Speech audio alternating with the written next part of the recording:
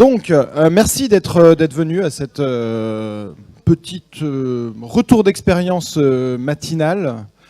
L'idée, voilà, c'est de parler des micro-aventures. Je ne sais pas si vous avez déjà entendu parler des micro-aventures, si vous êtes curieux, si vous vous dites que je sais pas, vous allez apprendre plein de choses. L'idée, c'était de toucher ce sujet qui commence un peu à être trendy. On commence à le voir. Dans Grazia Home, dernièrement, il y a eu un dossier. Vous savez pas que ça existait, Grazia Home, c'est ça? Ouais, bah, voilà, c'est l'occasion. Et donc, on s'est posé un peu on s'est dit que c'était assez intéressant d'aller toucher cette question des micro-aventures et comment les professionnels du tourisme peuvent s'emparer ou s'intéresser. Mais en tout cas, derrière ça, il y a une tendance quand même de fond un peu sociétale, quoi. On sent que, je sais pas, il y a un besoin de retour à la nature et tout ça. Donc, Ferdinand, lui, il a lancé une boîte qui s'appelle Chiloé. Bah vas-y, explique déjà un peu ce que c'est, rapidement, parce qu'après on va parler de ta com complètement bizarre. Alors très rapidement, Chiloé, c'est un projet qu'on a lancé il y a 1 an et demi avec Thibaut, mon associé. On a commencé par une newsletter et nous, vraiment, on voyait autour de nous, alors on est des passionnés un peu d'outdoor, on passe beaucoup de temps en montagne ou dans l'eau. Et on voyait naître un peu autour de nous, ou grandir, cette espèce d'envie de passer du temps dehors et parfois une certaine impuissance. C'est-à-dire qu'en gros, pour la plupart des gens qui nous entouraient, on habitait pendant longtemps à Paris ou dans les grandes villes de France, et on voyait les gens nous dire mais finalement l'aventure c'est loin, c'est cher, ça demande d'avoir du niveau, ça demande d'avoir du matos. Et nous on s'est dit mais comment on peut réussir à casser un peu ces freins ou ces barrières qui sont parfois plus mentales que réelles. Et c'est justement comme ça qu'on est arrivé au concept de micro-aventure, en se disant mais en fait l'aventure elle peut être plus proche que ce qu'on pense. L'aventure ça peut être d'aller dormir à la Belle Étoile un soir de semaine, comme ça peut être d'aller traverser le Vercors en ski de rando avec sa poulka derrière pendant quelques jours et donner l'impression finalement d'avoir vécu un truc complètement dingue qu'on aurait pu vivre très loin en Asie, en Australie, en Amérique du Sud. Et donc voilà comment est né un peu le concept de micro-aventure. Et donc ça, c'était le point de départ, qui était de dire en gros comment on arrive à rendre accessible l'aventure et à donner envie à nous on s'adresse pas mal à des citadins aujourd'hui sur Chiloé, de passer du temps dehors. Et le deuxième constat qu'on avait fait, Thibaut par exemple, donc, qui n'est pas là, mon associé, a fait un truc assez marrant. Il est revenu un jour, c'était il y a assez longtemps, de Thaïlande en tuk-tuk. Donc il a fait Thaïlande-Paris en tuk-tuk. Ça a été un projet assez sympa, ça a duré à peu près 3 mois de voyage en tuk-tuk. Et pas mal de préparation, un gros budget, etc. Et puis il est rentré en France et il s'est dit merde, les années vont être assez longues avant qu'on reparte vivre un truc assez fort.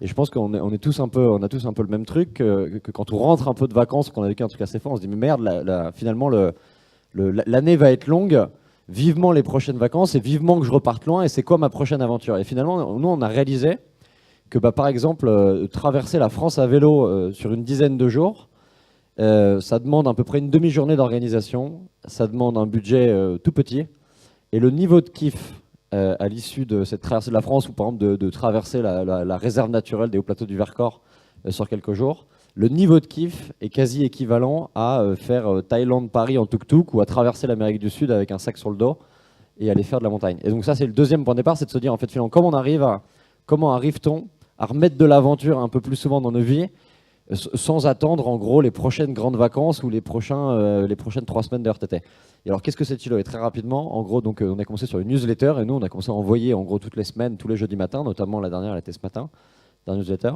des plans d'aventure en France, et nous on mettait en avant des gens normaux, des gens comme vous et moi, qui vivent des aventures hyper chouettes. Alors c'est pas des Kylian Jornet, c'est pas des Mike Horn, c'est des gens qui ont un job, qui habitent dans une grande ville et qui ont quand même envie d'aventure et qui vivent des choses assez chouettes le week-end. Donc on a commencé comme ça à mettre en avant des plans d'aventure en France. Et puis de fil en aiguille, on a un peu interviewé nos lecteurs, on a commencé à se lancer un peu dans l'événementiel, on a fait pas mal d'événements l'année dernière et on va en refaire un peu cette année. Et donc le principe c'était de dire on va réunir la communauté.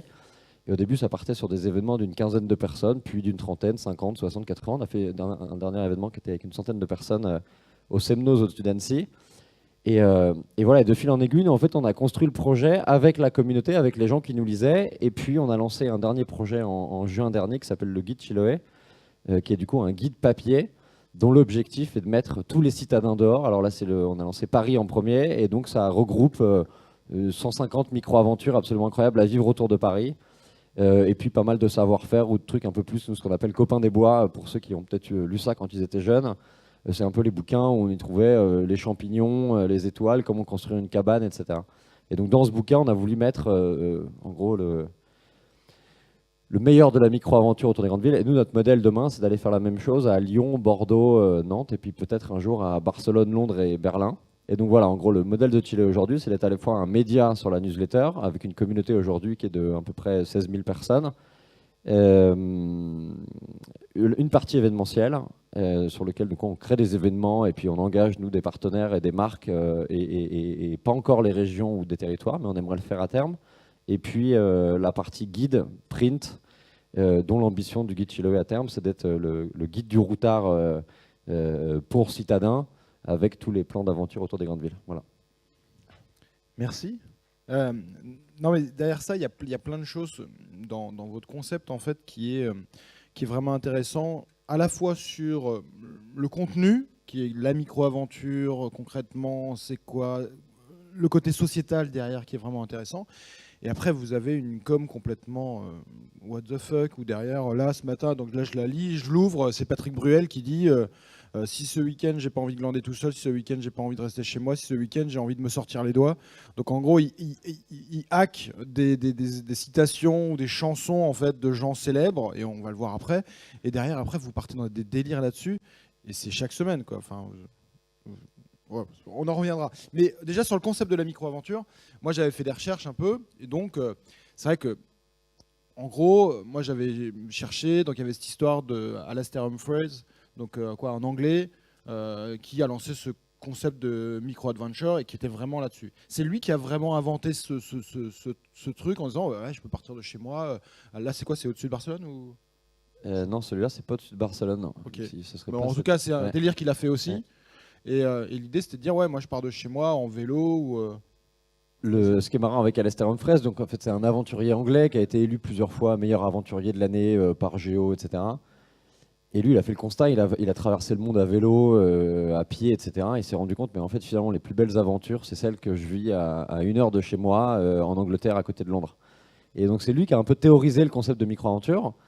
Et nous, finalement, on n'a absolument rien inventé. Personne ne nous a attendu pour aller planter une tente ou aller ramasser des champignons. Nous, le seul truc qu'on a fait, c'est d'essayer de mettre un terme ou un nom sur ce concept qui consistait à aller passer du temps dans la nature en pleine semaine ou le week-end. Et nous, on a voulu le faire avec une com un peu marrante. Ça, c'est peut-être une des questions que tu avais, ou en tout cas la différenciation de Chiloé. C'est que nous, on s'est rendu compte que dans l'outdoor de manière générale, ou dans la presse spécialisée outdoor, le ton était un peu souvent le même. Et donc on avait soit des très belles photos qui faisaient rêver, parfois un ton très romanesque, et voilà. Et on s'est dit, mais comment on arrive à casser ça et comment on arrive à faire un truc un peu sérieux sans se prendre au sérieux et à tirer des références finalement qu'on a tous de vieux films ou de ce qui nous inspire au quotidien. Et donc on s'est dit, en fait, finalement, si on reprend des codes de la vie de manière, de la vie concrète et qui n'est pas toujours donc, en haut d'un sommet à 4000 mètres, bah, peut-être qu'on va du coup donner un peu plus envie, et on va créer cette relation plus quotidienne avec les gens qui nous lisent. Et c'est comme ça que du coup, en fait, cette com un peu délirante s'est mise en place en essayant de détourner un peu des concepts classiques de la vie de tous les jours. Mais voilà, donc, la mission de Chiloé derrière, et tous les matins quand on se lève, notre objectif, c'est de faire en sorte de permettre au plus grand nombre de passer du temps dehors, c'est-à-dire dénicher les idées et les expériences qui permettent aux citadins de passer plus de temps dehors. Et au final, le public, parce qu'en fait, il y a une vraie adhésion de votre communauté, vraiment forte, ça répond, ça réagit à fond, etc. Tu sens qu'il y a un vrai besoin, que c'est une tendance actuelle de ce retour à se reconnecter à la nature. C'est un public particulier, c'est plutôt quoi, des trentenaires un peu bobos qui se disent, voilà, qui vont acheter des casquettes picture et qui vont se dire, allez go, moi j'ai besoin de me reconnecter à la nature. C'est vraiment ça la base. Et tu le vois, toi tu l'as senti, parce que c'est aussi toi à la base, et c'est ce que tu kiffais, mais en fait c'est quelque chose qui paraît très nouveau au final, et très tendance dans les grandes villes au final. Alors en fait, c'est très visible dans les grandes villes, le besoin d'aller passer du temps dehors et d'aller dans la nature. Enfin, il y a une espèce je pense qu'on est tous confrontés à ça, ou de par nos jobs qui sont hyper prenants et un peu stressants et tout, ou autour de nous avec des gens qui sont... moi j'ai 32 ans, j'ai une grande partie de mes amis qui ont la trentaine, qui ont des super jobs dans des grandes villes de France et qui sont tous burn-outés, qui parlent tous de la même chose, c'est-à-dire en gros il faut que je quitte mon job, ça n'a plus de sens, je bosse comme un malade et je ne sais pas où aller ce week-end. Alors je caricature un peu le truc, mais donc on s'est vraiment rendu compte qu'il y avait auprès, alors nous la cible, ou plutôt les gens à qui on s'adresse, on est plutôt entre 25 et 45 ans, c'est plutôt CSP+, c'est plutôt dans les grandes villes de France.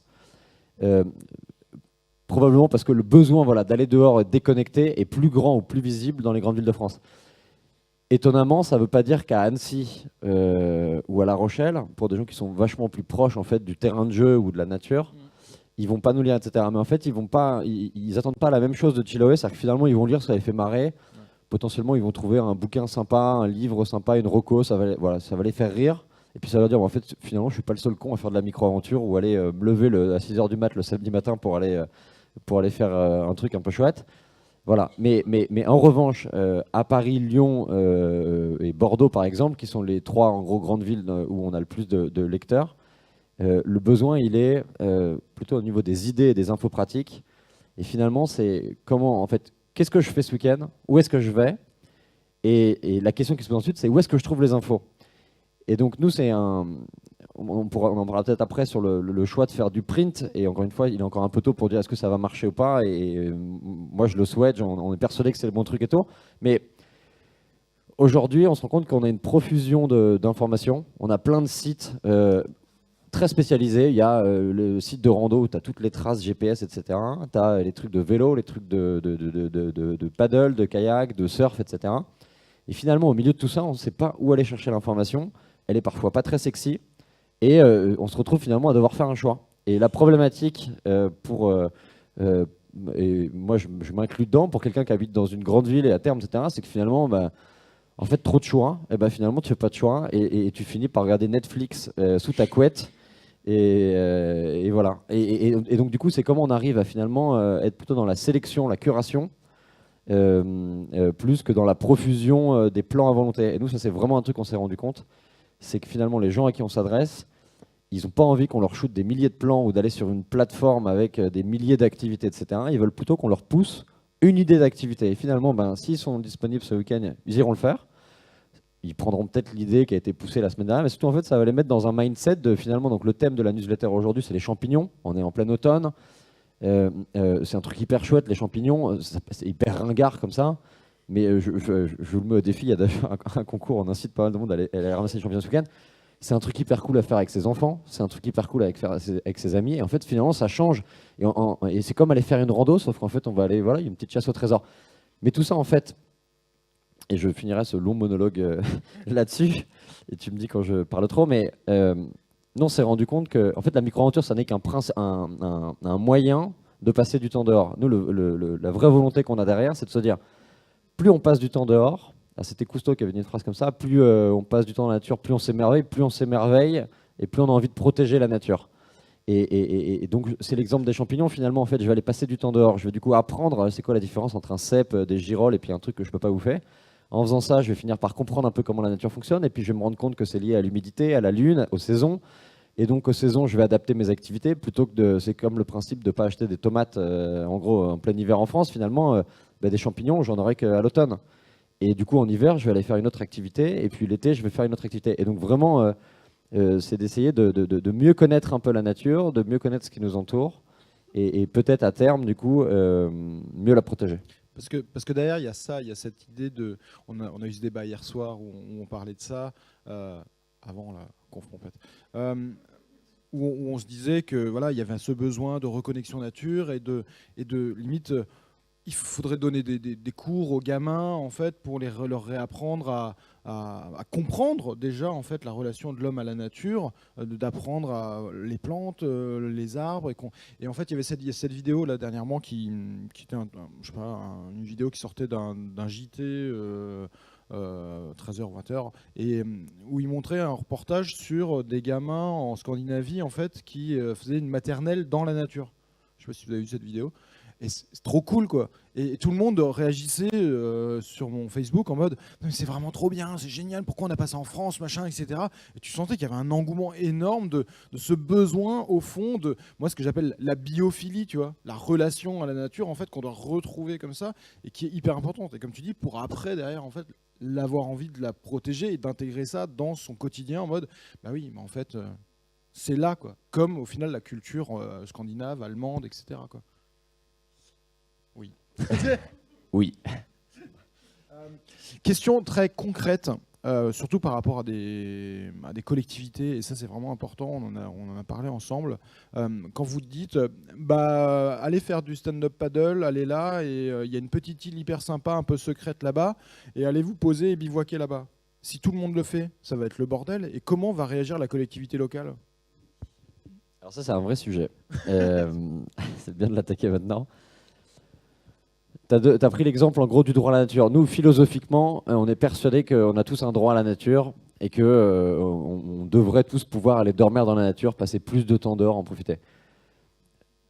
Ce qui se passe dans les pays scandinaves notamment, où ils ont un vrai droit dans la nature dans la Constitution. Alors c'est pas le cas en France, c'est pas le cas dans pas mal de pays d'Europe. Pourquoi aussi? Parce qu'en fait en France, s'il y avait une espèce de droit à la nature et qu'on autorisait tout le monde à aller dormir dans la nature, ce serait le bordel très rapidement et il y aura des abus, etc.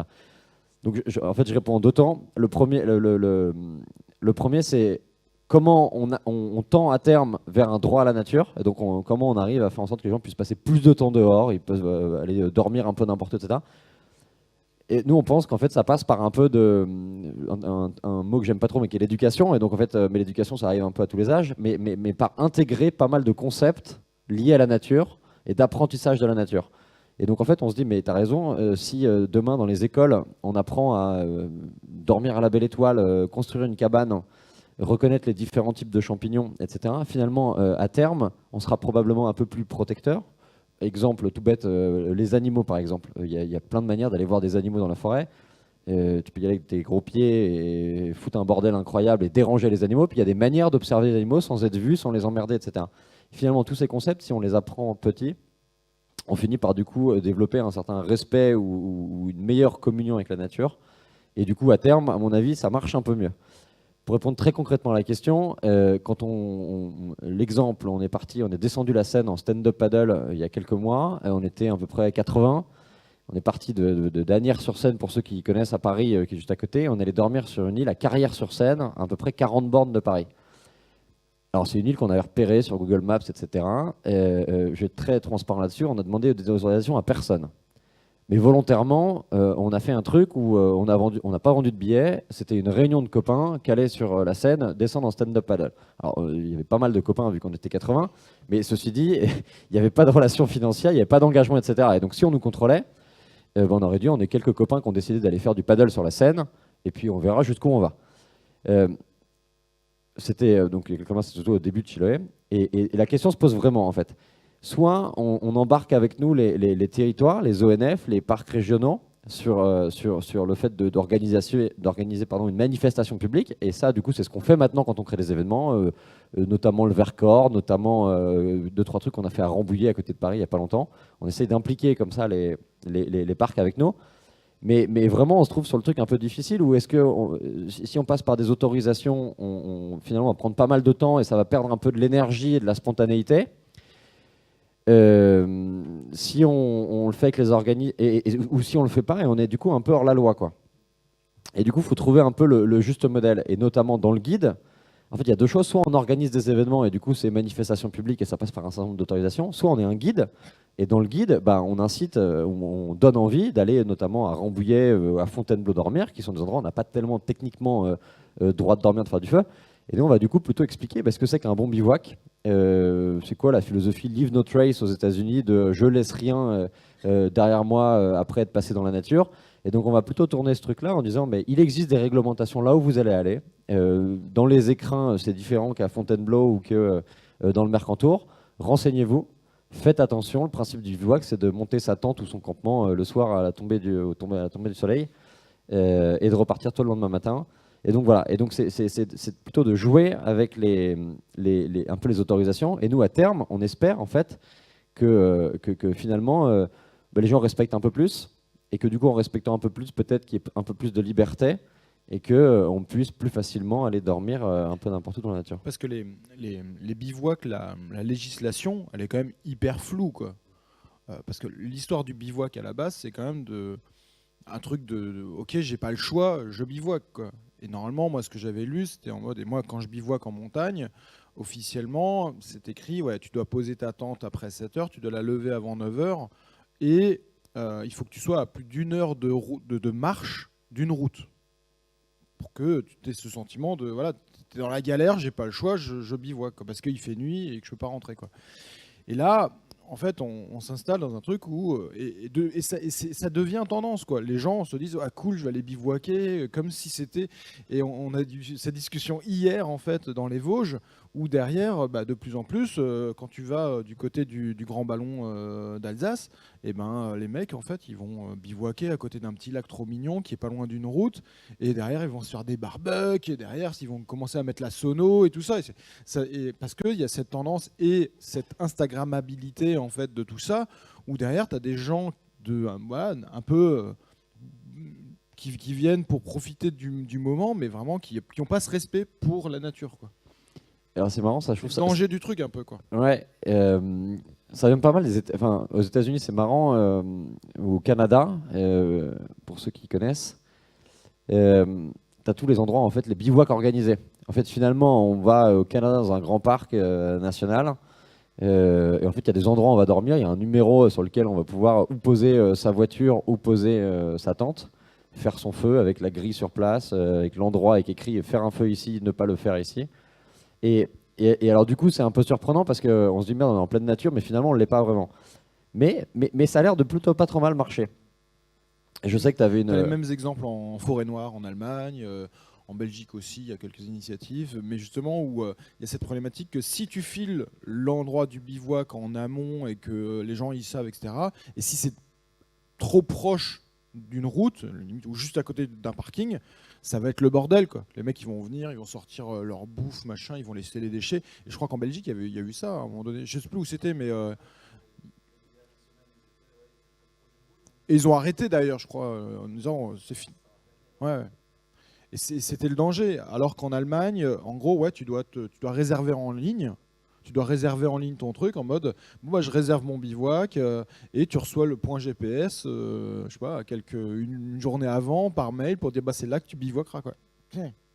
Pile poil. Oui, en fait, il y a un peu deux approches. Il y a l'approche du camping sauvage, qui est l'approche un peu ricaine. Je vais avec ma voiture dans un grand parc national, je gare ma voiture en pleine nature, je fais un feu, je dors, je me fais des super brochettes et je mets une canne à pêche. Je schématise le truc grosso merdo. Et celle qui consiste à aller prendre son sac et aller s'éloigner un petit peu, dormir en pleine nature pour se trouver un endroit un peu sympa, loin de tout, en montagne ou sur une plage. Et en fait, c'est deux approches assez différentes. Et il y a une approche qui consiste à aller en fait, passer du temps dans la nature pour se reconnecter, se ressourcer, etc. Et une autre qui consiste en fait à utiliser la nature comme un lieu, comme une salle des fêtes, un restaurant ou un bar en plein air pour aller passer du temps dehors. Alors, je ne sais plus où je voulais en venir, mais si sur ces histoires de. Alors, après, là, on se concentre beaucoup sur le sujet de la nuit dans la nature. Du coup, la micro-aventure, il n'y a pas que le fait d'aller dormir dans la nature. Et finalement, la micro-aventure, ça consiste à aller faire un coup de paddle dans le marais Poitevin, voilà, pour les discussions que j'ai eues hier avec notamment cette région-là. Mais voilà, ça consiste c'est des activités à la journée. Donc dans le guide Chileux, il y a plein de trucs. Faire le tour de sa ville à la frontale, se lever le matin, regarder le sens du vent, et puis partir en vélo avec le vent dans le dos. Et puis quand on en a marre, on prend un train et on rentre. Ça, pour nous, c'est de la micro-aventure. L'idée, c'est de dire avec pas grand-chose, peu d'organisation, on peut aller vivre une aventure un peu chouette. C'est marrant parce que sur Twitter, il y avait à un moment donné un clash de certaines personnes qui disaient non mais what the fuck, c'est pas des micro-aventures. Moi, je prends mon vélo avec ma fille tous les jours, je fais des micro-aventures. Et donc, tu commençais à avoir des blogueurs qui commençaient un peu à t'arracher le truc en mode, c'est pas du tout, tu vois. Moi, je prends mon vélo, c'est une micro-aventure. Et donc, ils rajoutaient le hashtag et en mode juste en se foutant de la gueule du monde, quoi. Parce qu'ils trouvaient que c'était hyper marketeux, quoi, en final, le truc, quoi. Moi, j'ai où s'arrête la limite, tu vois. Ouais, non, mais t'as raison. Moi, j'ai tous mes copains qui me charrient quand ils montent des escaliers, ils font hashtag micro-aventure. Ouais, voilà, tu vois, j'ai pas pris l'ascenseur, je suis monté à pied. Hashtag micro-aventure. Effectivement. Ouais. Mais moi, je dis, tant mieux, je suis pas content que tu sois monté à pied. Et puis moi, j'ai pris l'ascenseur à côté. Mais effectivement, c'est un vrai sujet. Le fait d'avoir mis un terme dessus, encore une fois, on s'en fout du terme. Ouais. C'est vraiment ce principe d'aller passer du temps dans la nature sans aller très loin et de casser un peu ce concept qu'on a, et on l'a tous, qui consiste à dire j'ai besoin de m'aérer l'esprit, j'ai besoin de me déconnecter, du coup il faut que je parte loin. Et c'est d'autant plus visible, moi je le vois chez mes petits cousins un peu plus jeunes. Finalement, quand je leur parle parfois des trucs un peu dans la nature autour des grandes villes, ils me disent mais c'est pas du tout sexy ton truc. Moi j'ai qu'une seule envie, c'est d'aller me faire l'Amérique du Sud avec mon sac à dos, d'aller en Asie, d'aller en Australie, etc. Et parce qu'en fait, on se dit mais voilà, pour pouvoir se déconnecter et vivre un truc de dingue, il faut que j'aille très loin. Et à l'inverse, j'avais une discussion avec l'un d'entre vous hier soir, et il disait mais moi j'ai eu besoin de parcours. Et Tesson le dit assez bien, ça. Sylvain Tesson dans un truc, c'était j'ai parcouru le monde en négligeant le trésor des proximités, en passant à côté. En fait, il s'est rendu compte qu'en allant à l'autre bout du monde, mais finalement, il se rendait compte qu'à côté de chez lui, il y avait plein de trucs qu'il n'avait pas découvert. Et c'est le bouquin de Sylvain Tesson sur les chemins noirs les chemins aussi, etc. Qui excellent bouquin si vous voulez lire. Et moi, là, derrière, c'est est-ce que tu sens que c'est aussi une prise de conscience par rapport à nos enjeux actuels climatiques, de se dire j'ai pas besoin d'aller à l'autre bout du monde et de prendre l'avion, etc. Et je peux faire limite de l'aventure zéro carbone ou pas du tout? On pense que oui, clairement. On mange de plus en plus local et bio. On achète des fringues conçues localement et plutôt bien. Pourquoi demain, finalement, on ne voyagerait pas à côté de chez soi? Et en plus, je pense qu'il y a un truc assez générationnel, c'est que, en tout cas, ma génération a grandi avec le tout EasyJet, Ryanair, etc. Et finalement, on passait de nos week-ends, on pouvait en un coup d'avion aller un peu partout en Europe, voire même un peu partout dans le monde. Et donc finalement, en fait, on a très tôt commencé à prendre l'avion et à se barrer tous hyper loin.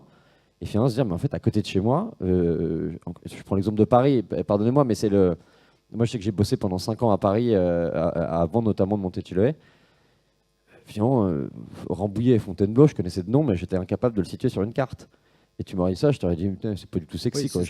Je préfère aller prendre un billet d'avion pour aller en Croatie, au Portugal ou en Espagne.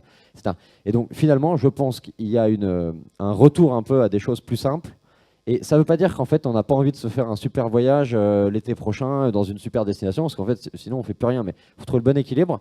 Et nous, ce qu'on pense, c'est qu'on peut remettre plus souvent de la nature et de l'aventure grâce à ce concept de micro-aventure, notamment le week-end et les soirs en semaine. Et Alastair Humphreys, il disait un truc génial. Il disait, qui est vraiment le concept de la micro-aventure, et c'est vraiment lui qui a inventé ce truc-là. Il disait, on parle tous de nos journées, et concrètement de ce qui se passe entre 8h et 19h.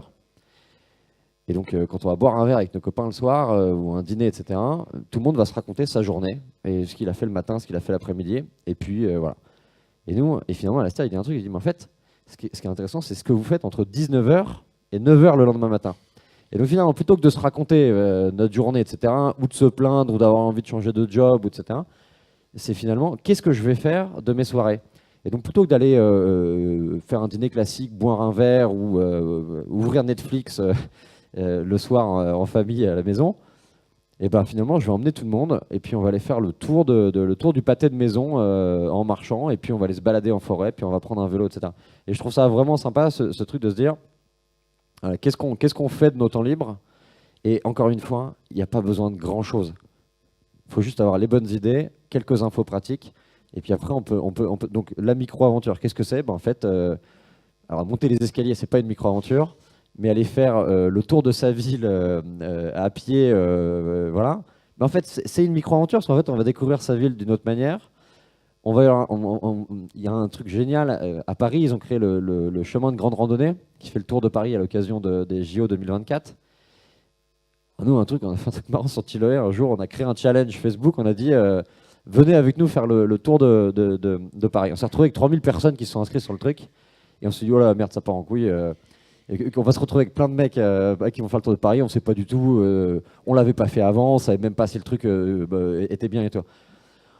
Alors on a essayé de se raccrocher un peu au fil, voilà. On a dit écoutez, chacun se démerde, vous démarrez de la porte que vous voulez, il y avait 4 portes dans Paris pour démarrer, vous faites votre truc, c'est un challenge. Alors c'était plutôt du coup un challenge sur les réseaux sociaux, pas mal de gens ont commencé à partager, il y a des Belges qui sont venus, qui étaient incroyables, qui étaient déguisés, etc., qui eux s'arrêtaient boire une bière toutes les 2 heures.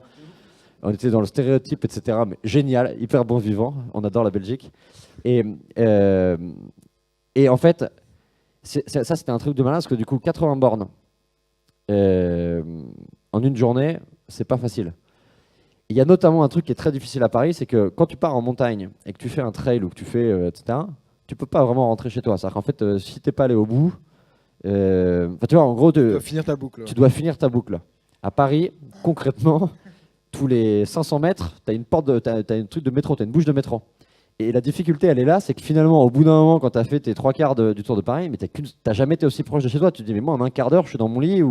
Voilà. Et en fait, la vraie difficulté, elle était le fait de continuer, tout en sachant qu'en un quart d'heure de scooter gratos, je sais pas, scooter électrique là, ou de métro, on était chez soi. Je vais rentrer un peu sur la question de votre com qui est quand même bizarre. D'où vient l'idée? Comment vous êtes parti du délire C'est ce que tu disais avant, c'est que vous trouviez que c'était trop lisse la communication sur l'outdoor, sur je sais pas, les offices de tourisme, les parcs naturels régionaux, et donc vous vous êtes dit, bah, allez, on y va, quoi. Mais enfin, comment vous venez là-dessus, quoi? Déjà, nous, on se lève tous les matins activement en disant comment on arrive à faire le métier qui nous fait rêver, comment on arrive à passer à s'amuser en bossant. Donc notamment, c'est ça, c'est comment j'arrive à donner une patte à ce que je fais et dans lequel je me retrouve et je me marre bien. Et donc en fait, on se marre autant à détourer Céline Dion et à détourner un peu la chanson et voilà, que finalement d'aller écrire le contenu, le sourcer ou trouver les personnes pour l'écrire ensuite. Ce que tu dis sur les certains sites outdoor ou de régions ou de parcs, etc., sur les COP, bah, nous, ce qu'on pense, c'est qu'il y a tellement de contenu aujourd'hui, et il y a tellement de sites internet. Je sais, hier, je regardais un truc sur, par exemple, l'île de la Réunion avec les traces de rando. En fait, il y a des milliers de sites qui vont me donner tous des traces de rando. Je ne sais pas laquelle est la meilleure, mais je vais me retrouver avec plein d'infos. Et la com est toujours pareil. En fait, il y a une belle photo, il y a un titre, machin, et il y a la trace GPS. Et concrètement, c'est pas hyper différenciant du voisin. Et puis en fait, au bout d'un moment, je m'emmerde un peu. Et en plus, comme je switch, qu'il y a de la pub, que je suis hyper dérangé, je sais pas quoi, etc., je vais rester 5 minutes dessus. Et en fait, je vais complètement zapper ce que je suis venu chercher. Et nous, on s'est rendu compte du coup d'un truc. Alors c'est devenu notre petite règle, mais en gros, curation, donc sélection plus ton, égale attention. Et alors moi, je viens pas du tout de la pub, du marketing, de tout ça, et je ne prends pas du tout les bons termes. Non, mais c'est ce que toi t'aimerais, donc forcément. C'est ce que j'aimerais, en tout cas, quand on essaie encore une fois, nous, on implique pas mal le lecteur, on fait pas mal d'apéros, de choses comme ça, en disant mais qu'est-ce qui est sympa, qu'est-ce qui marche, qu'est-ce qui est intéressant, est-ce que là-dessus on s'est planté total, est-ce qu'on va trop loin, est-ce que c'est complètement con ce qu'on fait, etc. On s'est rendu compte que, en fait, on est passé un peu, je trouve, d'une ère de la course à l'audience, où finalement chacun se disait, moi, il faut que j'ai du trafic sur mon site, et donc je vais parler de mon nombre de visiteurs mensuels, page 8, etc. À finalement de l'attention, et nous l'attention, ça va être plutôt du repeat. Ça va être des gens qui vont continuer à ouvrir la newsletter, qui vont continuer à lire ce qu'on fait, qui vont revenir, etc. Je pense que sur une destination, c'est la même chose. C'est en fait comment je crée du repeat et comment je crée potentiellement l'envie de revenir ou de réinciter d'autres gens à venir. Et du coup, là-dessus, audience versus attention. Audience, pour moi, c'est un terme, j'appelle ça les putaclics. C'est en gros des grands sites avec des bannières publicitaires un peu partout qui créent plein de contenu en masse pour faire du trafic notamment et qui se rémunèrent sur les quelques clics. Mais de toute façon, on sait tous que maintenant, aujourd'hui, on ne clique plus sur aucune bannière. Et je pense que c'est un vrai sujet de demain, comment on arrive à faire du contenu gratuit digital. Parce que finalement, les annonceurs finalement sortent du truc ou parce que en tant que site internet hébergeur, on ne gagne pas beaucoup d'argent finalement à mettre des annonceurs sur son site. Mais voilà, en fait, comment on arrive à créer de l'attention et à sortir un peu de la jungle de tous ceux qui font la même chose. Et nous, on pense que du coup, un ton sympa, ce sujet de la micro-aventure un peu différenciant, permet de prendre la parole et de trouver un petit espace dans lequel on arrive à s'exprimer, ce qu'on n'aurait jamais réussi à faire en aussi peu de temps sur n'importe quel autre sujet. Concrètement, taux d'ouverture, taux de clic sur les news? Le taux d'ouverture sur les newsletters, il est entre 46 et 54%. Et le taux de clic, il est entre 21 et je crois 26-27%. Je pense que c'est pas mal. Et non, mais c'est vrai que c'est intéressant ce côté curation parce qu'on est vraiment là-dedans aujourd'hui et c'est là où les offices ont une grosse difficulté en fait de faire de la curation parce que pour eux ils doivent mettre l'information de tous les adhérents, etc., etc.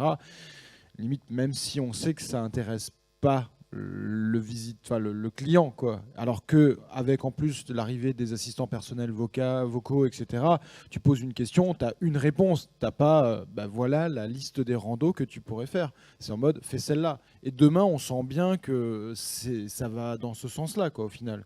Et là, il y a un vrai enjeu pour les collectivités, pour les offices, pour les CDT, etc.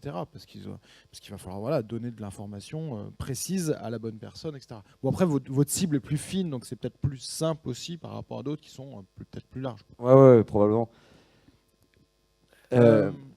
Ouais, en gros, nous, sur le sujet, par exemple, de rendre attractif une destination, il y a à la fois donner envie et donner les moyens d'y vivre son aventure. Donc, c'est un peu les idées et les infos pratiques.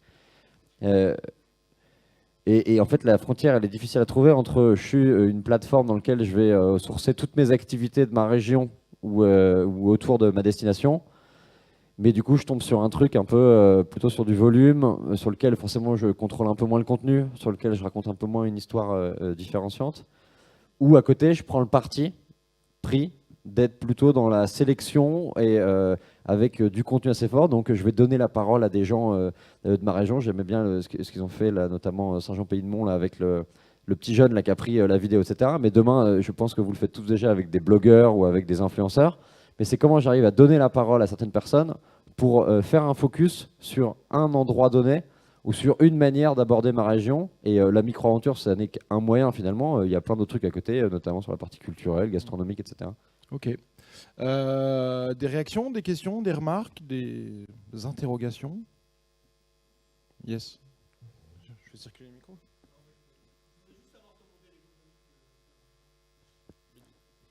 Très bonne question.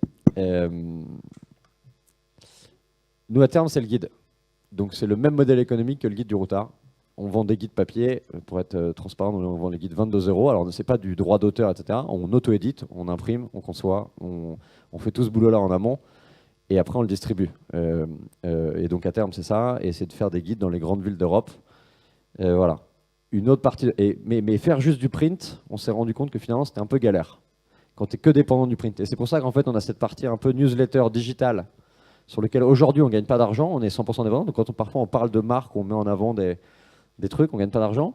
Ça ne veut pas dire qu'on ne veut pas le faire, ça veut juste dire qu'aujourd'hui, on est petit et qu'en fait, ça aurait peu de valeur, concrètement, d'aller voir de manière très transparente une destination ou une marque. Je prends l'exemple, on a bossé avec des Patagonia, Millet, La Fuma, Opinel, etc., qui au début voulaient être dans la newsletter.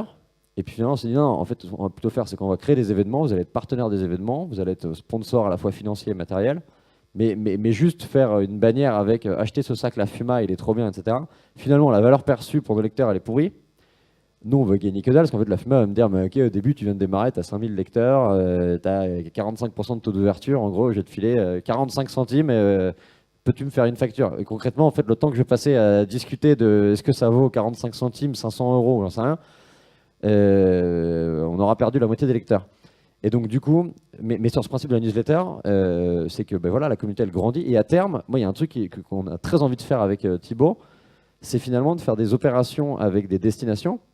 Et plutôt que de se dire, on va faire un jour, aller tous à l'île Dorée dans un truc, c'est plutôt de se dire, en fait, toutes les 3 semaines, on va venir pusher un contenu, qui soit de la vidéo, du texte, etc., qui va être réécrit par exemple par Chiloé. Est-ce qu'on va par exemple envoyer des gens de notre communauté, des ambassadeurs, aller vivre un truc un peu sympa dans une destination? Et faire un truc qui, comme dans pas mal de newsletters, je prends l'exemple d'une newsletter, est-ce que vous lisez TTSO? TTSO, c'est une newsletter qui s'appelle Time to Sign Off, qui est en gros, vous recevez un email tous les soirs à 19 h pour être la personne la plus informée de chez vous. Et donc au début, TTSO, ils ont peut-être 80 000 personnes qui lisent, donc tous les soirs, ils sortent, ils condensent l'actualité, et ils envoient un mail là-dessus. Et finalement, ils font un peu de pub et ensuite, ils ont fait un truc avec le Club Med. Ils auraient pu tomber dans le piège de faire un truc et aller tous au Club Med sur les prochaines vacances. Et que finalement, en fait, c'est pas un one-shot. C'est finalement du récurrent. Et en fait, toutes les 3-4 semaines, je vais tomber sur un truc du Club Med et qui va m'expliquer en fait l'histoire du Club Med, l'histoire de tel village, pourquoi on a fait tel truc, la fondation, etc. Et donc la manière de communiquer est vachement différente que de c'est juste un produit. Je push en gros le super séjour à Djerba la Douce à moins 40% pour tes lecteurs et tout. Et donc, nous, on a très envie à terme d'aller faire ça, c'est de se dire comment on peut réussir à mettre en avant des destinations, encore une fois, avec un parti pris un peu différent. C'est-à-dire que si on va parler de l'île de Ré, bah, on va peut-être volontairement pas parler de, j'ai pris cet exemple-là, il y en a plein d'autres, mais je sais pas, du surf ou de la manière hyper classique qui va être de mettre en avant l'île de Ré. On va essayer de trouver en fait des contre-pieds. Le bon exemple, c'est le Marais Poitevin. Le Marais Poitevin, apparemment, c'est un truc de vieux, les gens n'ont pas envie d'aller, je sais pas quoi, etc. Alors que c'est magnifique. Comment on arrive à rendre le truc cool? Mais peut-être qu'en fait, en allant faire du paddle tout nu, avec un masque de castor et de toucan sur la tête, en fait, on va rendre le truc cool. Et ça peut être d'aller faire du wakeboard là, ça peut être d'aller discuter avec un type qui fait du sel, qui a une histoire incroyable à raconter et de rendre ça un peu sympa et de l'éditorialiser et tout. Et donc, à terme, et c'était la question sur le modèle économique, nous au début, c'est les guides. On fait de l'événementiel à côté de ça. C'est assez anecdotique. On n'a pas trouvé aujourd'hui le business model dans l'événementiel, parce qu'en gros, la billetterie et les partenariats, c'est très chronophage dans l'organisation et on ne gagne pas beaucoup d'argent. Donc, on a décidé de mettre ça un peu en stand-by. Mais on a aussi la partie brain content qui consiste en gros concrètement à bosser avec des marques ou des destinations sur demain comment on va venir raconter des histoires auprès de la communauté de Chiloé qui aujourd'hui en gros est de à peu près 16 000 personnes sur la partie newsletter et dont on souhaite à terme qu'elle soit un peu plus grande que ça. D'autres questions, remarques?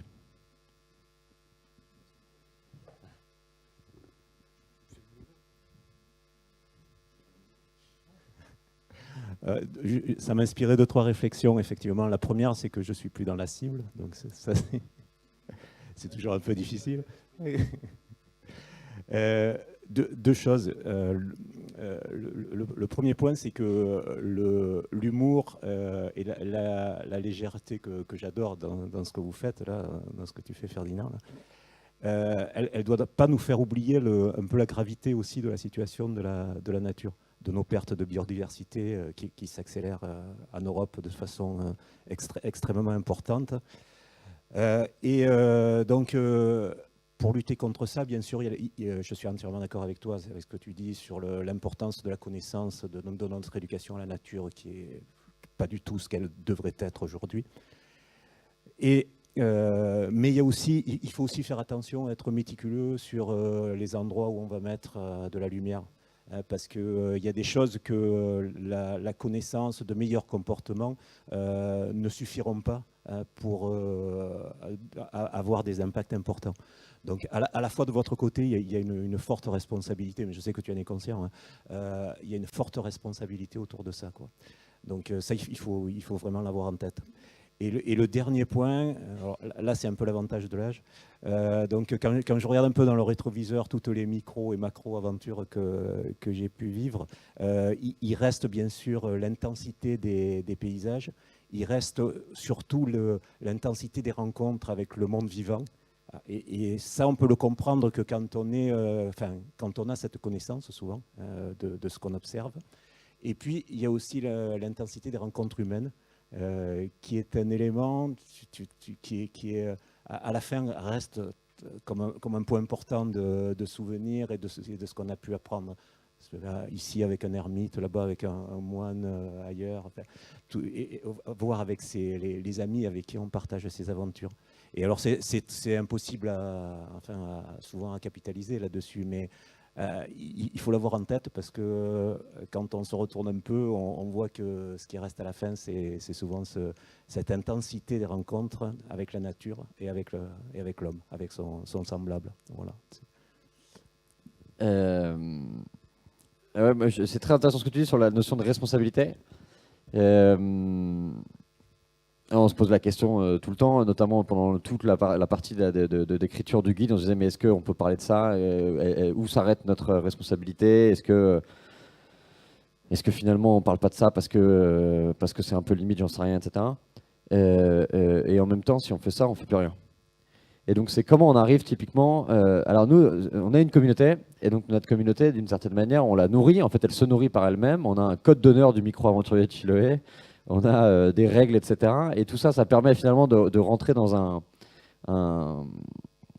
tout ça est très bienveillant et du coup, on maîtrise un petit peu la manière dont vont être utilisées les informations internes. Donc ça, c'est sur la partie responsabilité. Et donc, effectivement, nous, c'est plus simple. J'imagine que demain, en prise de parole sur une destination, un office du tourisme, il faut trouver la bonne limite parce qu'on va moins maîtriser les gens qui vont finalement accéder à l'information que je vais mettre en avant. Donc finalement, c'est peut-être très marrant de mettre un castor et un toucan à poil sur un paddle dans le marais Poitevin. Ça peut faire un buzz, ça peut mettre en avant, etc. Mais l'idée, c'est que ça serve demain, non pas à ce que tout le monde aille se foutre à poil, ou je me souviens, il y avait un truc à Bordeaux qui était vraiment les types qui étaient allés piquer un lama dans un cirque. Je pense que ça avait fait un buzz incroyable. Et l'objectif, c'est que, pas qu'à terme, tout le monde aille piquer des lamas dans les cirques et les mettre dans les tramways des villes.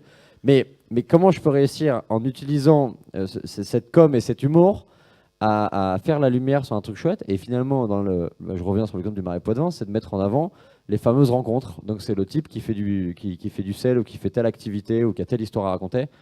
Et c'est ça que je veux mettre en avant. Mais pour ça, il faut donner envie. Sur la partie alarmiste, et je réponds hyper rapidement, nous on s'est rendu compte d'un truc, on a une règle titulée, c'est inspirer, apprendre, faire marrer. Inspirer sans être donneur de leçons, apprendre sans être chiant, et faire marrer sans être lol ou je sais pas quoi. Et en fait, si on fait pas les trois, et dans tout ce qu'on fait, on essaye de faire les trois.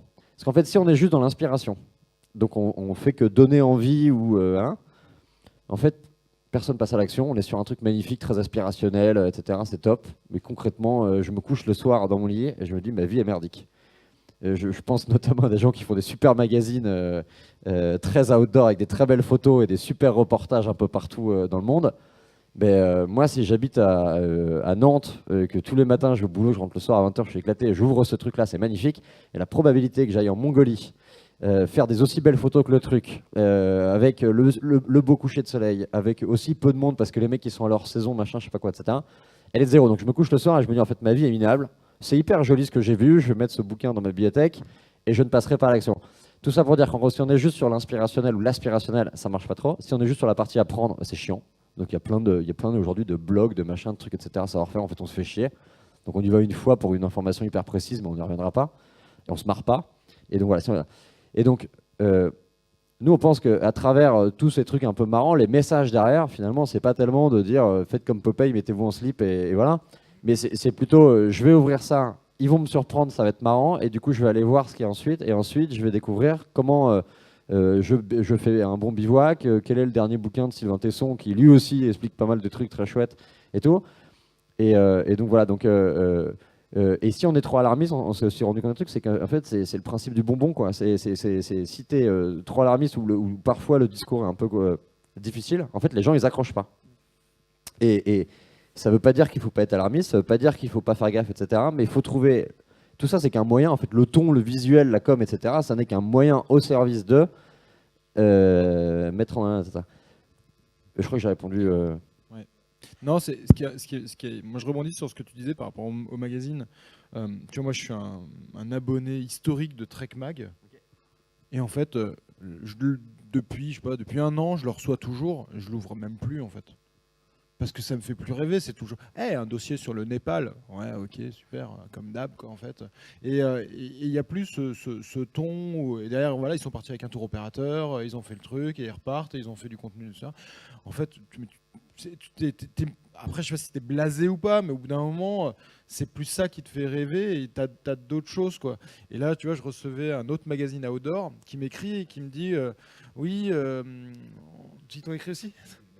Voilà, donc en mode et eux tu sens que donc un autre magazine qui bon, ils nous ont tous les deux écrit, on souhaite publier 6 idées venant de 6 personnalités proches du milieu de l'outdoor et du tourisme. C'est pour cette raison qu'on voudrait savoir qu'est-ce que tu ferais pour faire un réveillon outdoor. Et ils cherchent à aller sur le concept un peu de la micro-aventure, qui est de dire, parce que moi ce que je veux dire forcément c'est je vais aller dormir dans une cabane en amoureux pour le réveillon, quoi, et ce sera marrant. Mais et tu sens qu'ils essayent d'aller sur ça, donc il y a une vraie tendance, et parce qu'ils sentent que voilà, que c'est pas le rêve, il est plus là aujourd'hui que d'aller faire le tour des Annapurna au Népal, quoi. C'est différent ou c'est complémentaire pour toi? Vous pouvez répéter la question?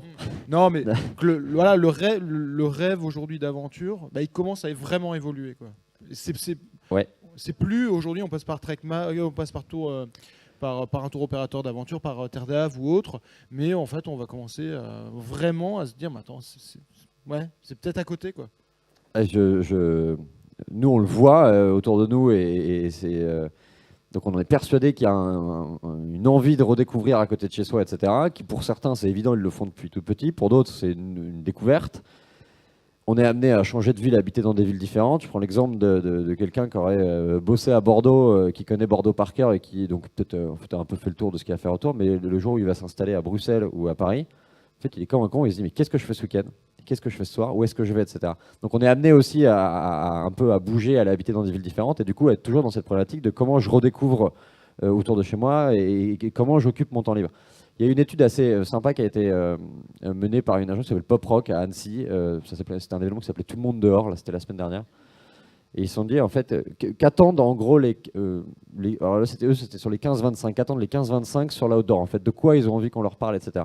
Nous, on a fait un peu la même chose, donc plutôt entre 25 et 55. Finalement, c'est les mêmes trucs qui reviennent. Ils veulent du multi-activité. Et en fait, le problème Trek Mag slash Ski Magazine slash Kitesurf Magazine, etc. C'est hyper mono-activité. Alors moi, je suis encore abonné à Kitesurf Magazine, je suis un passionné, j'en fais tout le temps, mais en fait, je le lis plus vraiment. Mais je suis pas, par principe, tu vois, je me dis que en fait, je le vois dans les toilettes, et je me dis, putain, ça me donne envie d'aller dehors. Mais concrètement, c'est traiter le multi-activité. Et donc, la micro-aventure ou l'aventure, ce qui est hyper chouette, c'est qu'on peut parler, en ce moment, c'est les champignons. Il y a 2-3 semaines, c'était le brame du cerf. Alors, vous allez dire, c'est truc de vieux. Mais je crois que la semaine dernière, c'était sur le paddle. La semaine prochaine, c'est sur des gens qui sont partis sur le bateau l'Hermione et qui racontent un truc incroyable. Il y a des trucs des sujets un peu différents. Mais ces trucs de vieux, moi je le vois quand je fais de la rando. Moi j'ai toujours été un passionné de rando, de base, tu vois, pas de trail, de rando lourd, en avançant lentement, avec un gros sac, etc. Et je trouve que ça se rajeunit, quoi, là-haut, en montagne. Par rapport à je sais pas, par rapport à il y a 10 ans, il y a 15 ans, en fait, je trouve que voilà, il y a plus de jeunes en montagne qu'avant, où limite quand tu voyais des anciens qui étaient en train de se balader, ils voyaient un jeune, ils font ah, ça fait plaisir, tu sais, limite étonné de voir un jeune en montagne tout seul qui va se balader, quoi. Et là, je trouve qu'il y en a de plus en plus. Tu sens qu'il y a La rando n'a jamais été aussi sexy que maintenant. Ouais, et tu as grave. raison, moi, si mes parents m'avaient proposé entre 15 et 18 ans d'aller passer à chaque fois une semaine en montagne faire des randos, alors moi, ça n'a pas été comme ça. Finalement, au fond, j'aurais bien aimé. Mais s'il m'avait dit ça à l'époque, j'aurais dit mais vous m'emmerdez avec votre truc, j'ai pas envie d'aller marcher, d'aller dormir dans les refuges, etc. Moi, je vais aller au bord de la mer, faire du surf, je sais pas quoi, etc. Faire la fête le soir. Mais en même temps, et finalement, c'est quand même devenu de plus en plus sexy. Et comme tu dis, en fait, en fait, c'est juste qu'on arrive à un moment, un peu, je trouve, d'explosion. Alors, je pense qu'il y en a plein ici qui ont vachement de chance, qui habitent dans des lieux hyper cool, hyper privilégiés au bord de l'eau, au bord de la montagne et tout. Encore une fois, si on prend l'exemple d'une personne qui bosse à Paris, Nantes ou Bordeaux, et encore une fois, à Nantes et à Bordeaux, on pourrait penser qu'ils sont déjà vachement plus privilégiés. Mais finalement, la problématique est la même. Qu'est-ce que je fais ce week-end? Où est-ce que je vais? En fait, si je suis pas nantais ou si je suis pas bordelais, je sais pas où aller. Et donc soit je fais le truc hyper classique, j'habite à Bordeaux, je vais à la dune du Pilat, je vais manger des huîtres et je vais faire du surf au Cap Ferret. Mais finalement, il y a tout ce qu'il y a autour dont personne ne parle et qui est absolument génial à vivre. Et donc tout ça pour dire que on n'a jamais eu autant besoin de nature que depuis quelques semaines, mois, notamment par ce que tu es en train de faire, c'est-à-dire utiliser, allumer son téléphone, être abreuvé de contenu dans tous les sens, passer 8 heures ou 10 heures de sa journée derrière un PC. Et donc, il y a cette espèce d'engouement auprès un peu des plus jeunes. C'est un peu plus sexy. Il y a des prises de parole de marques qui rendent l'outdoor un peu plus cool. La partie rando notamment, avec des fringues un peu sympas. Pourquoi Nike et Adidas sont en train de se lancer et de dépenser, mais ils vont cartonner dans l'outdoor? C'est juste parce qu'ils ont une force de frappe énorme et qu'ils se rendent compte que l'outdoor c'est cool. Et en fait, la rando c'est cool. Et donc en fait, je vais avoir des pompes. Les gens maintenant ils vont aller bosser avec des pompes outdoor un peu sympas parce que c'est cool. Mais en fait, tes pompes outdoor elles servent à rien pour aller mettre ton cul devant ton PC, quoi. Mais c'est cool. Et il y a eu cette espèce de truc avec le running qui est devenu hyper cool alors qu'avant c'était complètement ringard. Et donc il y a aussi pas mal je trouve, de discours de marque qui embarquent et qui rendent le truc un peu sympa et qui rendent un peu le truc sexy. Cette étude, et je suis là-dessus, en gros cette étude elle dit deux trucs: multi-activité, réconcilier aspirationnel et accessibilité. En gros, on en a ras le cul des campagnes de pub qui nous font rêver, etc., mais qui sont hyper déconnectées de la réalité. Je sais pas comment. Enfin, tu me fais rêver, mais je vivrai jamais la même expérience. Donc, réconcilier un peu les deux. Instagrammabilité. C'est effectivement, il faut que d'une certaine. Alors, c'est pas dans le sens. Il y avait une étude incroyable là-dessus que tu m'as montré hier. Là. Les jeunes qui choisissent leur destination sur Instagram. Oui, il y a d'autres chiffres qui font peur aussi. Ouais, il y a d'autres trucs qui. Oui.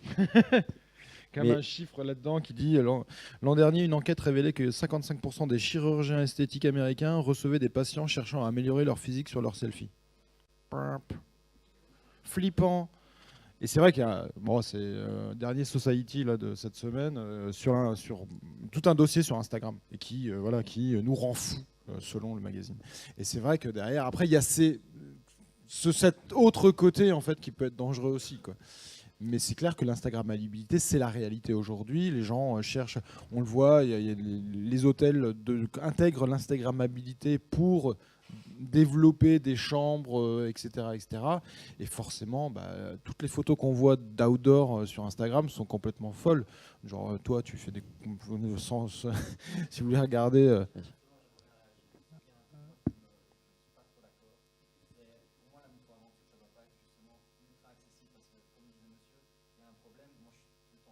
Ouais.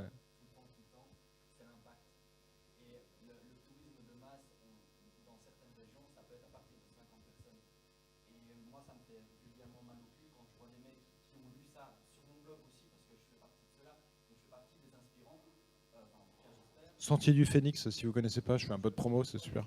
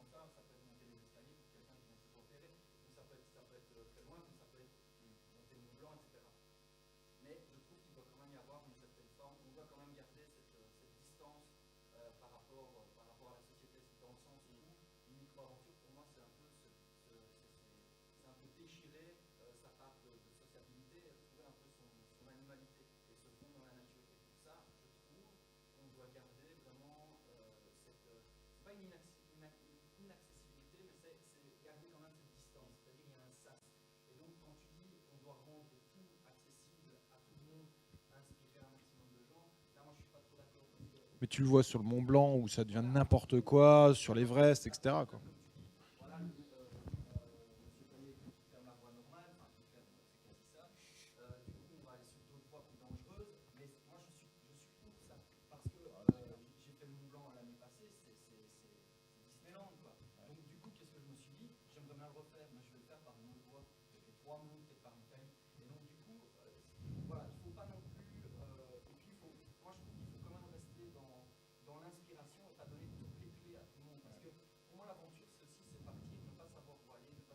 L'art de se perdre.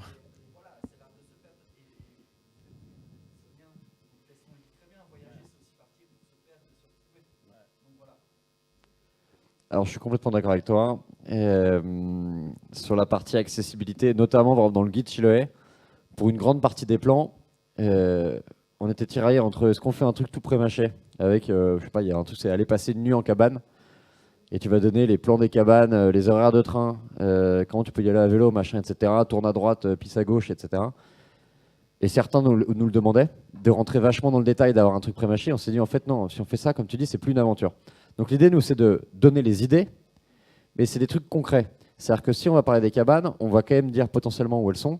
On va dire qu'il y a plusieurs moyens d'y aller. Donc en fait, tu peux y aller d'un coup de train, d'un coup de etc. Mais le reste, après, c'est ton aventure. Il y a un truc hyper sympa sur la route, tu pourrais t'arrêter, il y a une petite boulangerie sympa, il y a Michel, le boulanger, va discuter, c'est pas rien.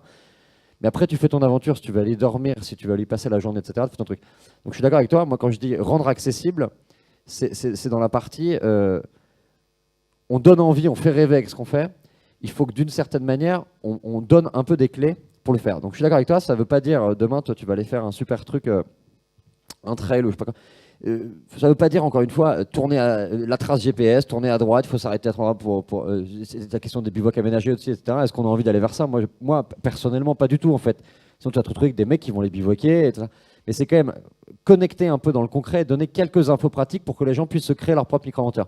L'exemple du Mont Blanc, il est génial, je suis complètement d'accord avec toi. Tu prêches un convaincu là-dessus. C'est marrant, le Mont Blanc, c'est si tu demandes aujourd'hui à des gens c'est quoi votre prochain challenge, pour certains c'est aller faire le Mont Blanc ou c'est aller faire le Kilimanjaro. Il y a souvent des trucs comme ça qui reviennent en termes de outdoor montagne. Et nous on n'a jamais parlé du Mont Blanc. Alors exception faite d'hier, on a mis une photo sur Instagram, c'est très marrant. Hier j'ai voulu tester, on a mis une photo sur en gros l'arrêt finale les 2 heures avant la fin. C'est une des photos qui allait mieux marcher sur Instagram. Et alors je voulais tester, etc. Parce que finalement, nous, au lieu de parler du Mont Blanc, on va parler du Mont Paradis, qui est juste en face, qui est un 4000 super sympa. On va parler du dôme de neige des Écrins, qui est un super 4000. Et là, pour le coup, c'est pas le supermarché, c'est que tu y vas avec des mecs qui sont... mais tu as raison. Ouais.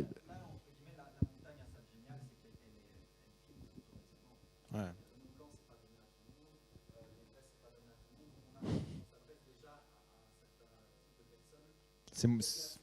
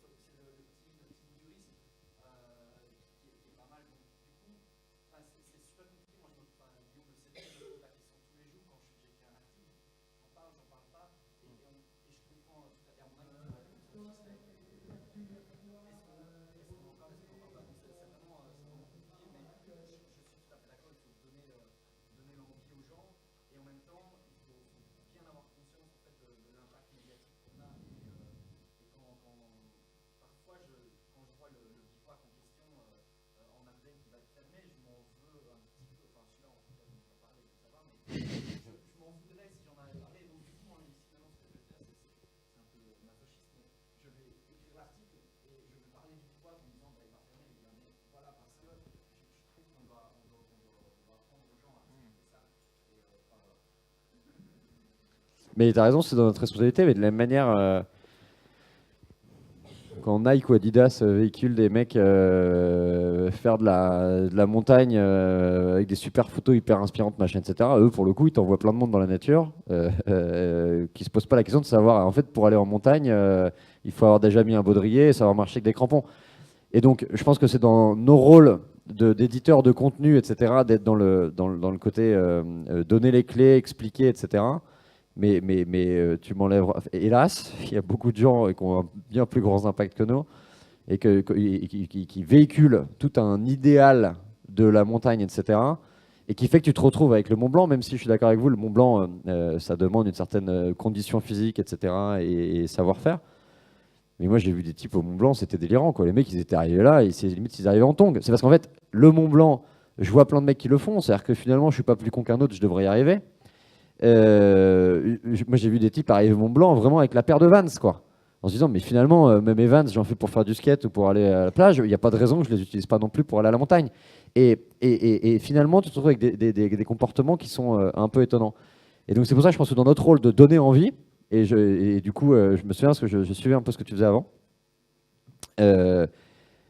c'est de donner les clés et souvent de donner un peu les savoir-faire. Donc voilà, c'est pas je suis une marque qui fait rêver et qui balance des images hyper aspirantes, inspirantes, etc. Mais je vais filer un peu les clés derrière. Bah ouais, en fait, comment je respecte la nature, c'est quoi un bivouac, pourquoi c'est interdit, où est-ce que j'ai le droit d'aller dormir, etc. Nous, c'est marrant, au début, moi j'étais un fan des bivouacs, on faisait des feux. En fait, les feux, c'est dans l'imaginaire des gens, c'est génial, on fait les chamallows grillés. Et je prends l'exemple à chaque fois, on a fait un événement, il y a une trentaine de personnes, là, il y a 2 semaines sur la Loire. On arrive, etc. Donc on filtrait notre eau, on était en totale autonomie et tout. Et donc on fait une équipe bois, et je dis, voilà, il fallait couper du bois. Et vraiment, je vois un des mecs arriver, il avait décimé la forêt, quoi. Et j'ai dit, mais qu'est-ce que tu fais avec tout ça, là? Il me dit, mais c'est pour le feu. Mais je dis, mais en fait, le feu c'est simple, on va l'utiliser pour le dîner. Puis en fait, après, on va l'éteindre, parce qu'en fait, faire un feu entre 18h et 4h du mat', en fait, ça sert à rien. Mais dans l'imaginaire, je suis venu sur une petite île sauvage de la Loire, etc. J'ai envie de faire un feu, j'ai envie de me mettre avec mon sac de couchage à côté et tout. Et donc non seulement il avait décimé la moitié de l'île, en plus il avait pris que du bois qui cramait pas. Et limite il me disait, je vais le remettre si tu veux. Mais t'as raison, ouais, va le reposer. Et donc c'est des comportements marrants, etc. Mais parce qu'en fait dans l'imaginaire on se dit, aller dormir dans la nature, c'est faire un feu. Et donc on s'est posé la question, on s'est dit, mais attends, si on parle des bivouacs et qu'on dit en fait, pas de feu, vous venez avec votre popote, tirez chaud à gaz, etc.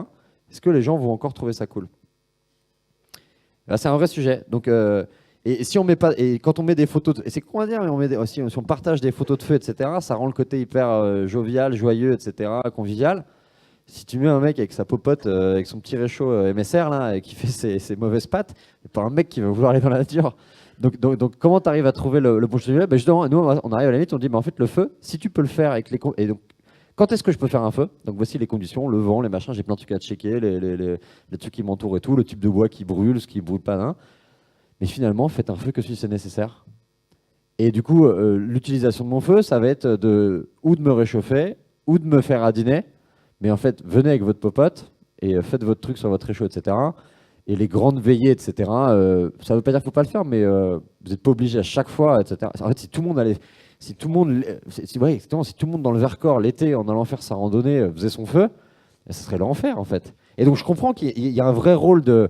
Et toi, je finis sur l'exemple. Quand on était petit sur la plage. Moi, je comprenais pas pourquoi, dès qu'on faisait un feu sur la plage, on se faisait taper dessus par les flics qui nous disaient mais interdit, vous éteignez tout ça. Je dis putain, c'est incroyable, la nature, etc. Moi, j'aimerais dormir au bord de la mer, avec ma planche de surf et mon feu sur la plage. En fait, d'une certaine manière, je suis d'accord, si tout le monde fait ça, mais c'est, ça devient un bordel. Donc le juste milieu et la frontière, elle est difficile à trouver, d'inciter beaucoup de monde à passer du temps dehors, et en même temps, si tu incites tout le monde et si tout est permis, bah, le français est comme il est. Et on est tous ici pour en témoigner, on n'est pas les premiers à bien respecter tout. Et donc le droit à la nature qui fonctionne très bien dans les pays scandinaves, et je trouve encore un peu difficile.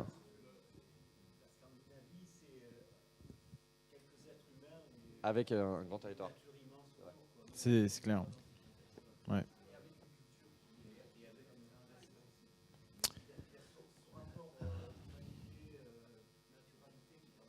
Oui, c'est sûr.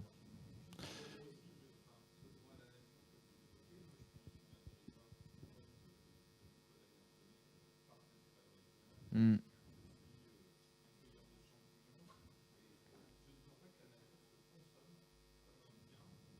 Mm.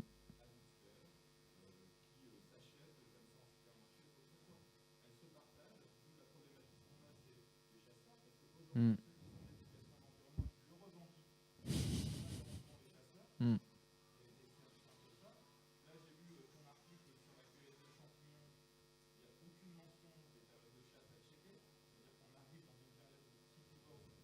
Mm.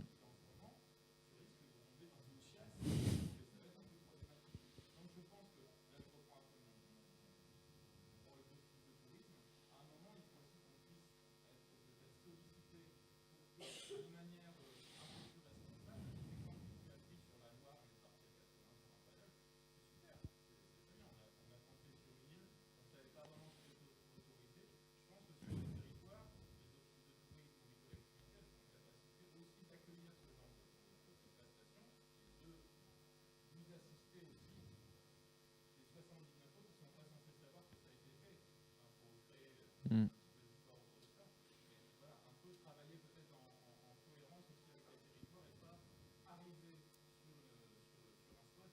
Mm.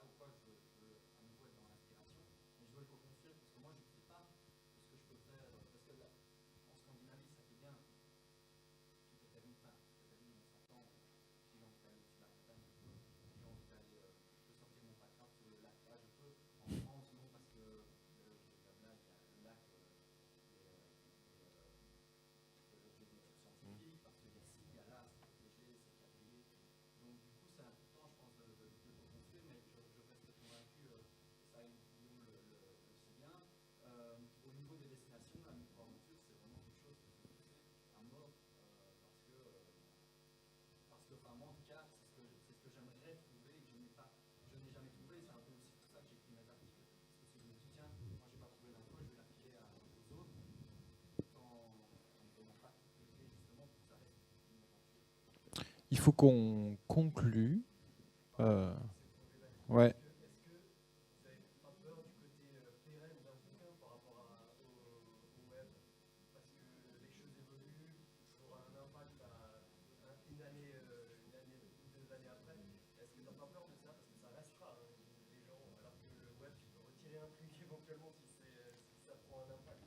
Hmm. Ouais, après, dans le guide, tu vois, je prends l'exemple de. Moi, quand j'étais petit, j'avais un bouquin qui s'appelait Copains des bois, il y avait Copains des mers, Copains, etc. Finalement, je l'ai ressorti l'autre jour et j'y reviens avec autant de plaisir parce qu'en fait, je vais réapprendre les fameux champignons, etc. et plein de trucs que j'avais oubliés. Et dans le guide, il y a autant de choses intemporelles et de trucs voilà, qu'on a envie de voir durer que de micro-aventure, etc. Et nous, on a fait vraiment un vrai travail entre. L'exemple et le coup des champignons et de la chasse, c'est hyper intéressant parce que l'exemple, c'est une connerie de ne pas avoir marqué là dans notre article le coup de la chasse. C'est marrant, dans le guide, on l'a fait. C'est-à-dire qu'en fait, dans le guide, on a eu ce travail encore plus important de vérifier, contrôler, etc. et d'être beaucoup plus carré. Que parfois, justement, dans le digital, on est plutôt sur parfois, on va utiliser qu'une partie du truc, on ne peut pas tout traiter, j'en sais rien, et puis c'est peut-être un peu plus éphémère, etc. Et donc là, c'est hyper intéressant. Là, pour le coup, des champignons, on a oublié le truc qui est le plus important, c'est que vérifier en fait les jours de chasse où tu vas et s'il n'y a pas des chasses en cours en fonction des jours de semaine. Et il y a plein de manières de savoir s'il y en a une ou pas. Mais donc, nous, on est pour le côté périn parce que justement, une newsletter, c'est du consommable. C'est-à-dire qu'en fait, on la lit et le lendemain, on l'oublie. Et on n'y reviendra pas sur celle de la semaine dernière. Et donc, nous, notre vrai truc, c'était comment on arrivait à créer un truc un peu intemporel, qui reste un peu dans les mains, qui soit dans les toilettes ou dans le salon. Parce que nous, on se dit, c'est trop cool si notre bouquin demain est dans les toilettes et que ça inspire des gens qui vont aux toilettes à se dire, tiens, c'est marrant, en fait, je ne savais pas la différence entre un cep et une girole. Et je ne savais pas que c'était à cette saison et que le brame du cerf, c'était lié à ça. On trouve ça vachement plus cool que le dernier Paris Match ou le Elle Magazine, etc., sur les différentes pieds de table. Mais, donc, le côté périn et durable, etc., là-dessus, on est vachement pour. En fait, c'est hyper flippant. Même là, je discute avec vous, j'ai des retours, etc. Et je me dis, effectivement, où est notre limite? Est-ce qu'il faut continuer à inciter? Il y a une question que vous avez pu me poser qui était, en fait, si tout le monde fait de la micro-aventure, en vrai, ça va être la merde, quoi. Si tout le monde se met à aller dormir en forêt de Rambouillet, etc., ben, ça va plus être sympa. Donc, qu'est-ce qu'on va faire? On va faire autre chose. On va se remettre au footing en centre-ville. Mais en même temps, si je raisonne. Exactement, et tout le monde ne va pas y aller. Ouais. Bien sûr.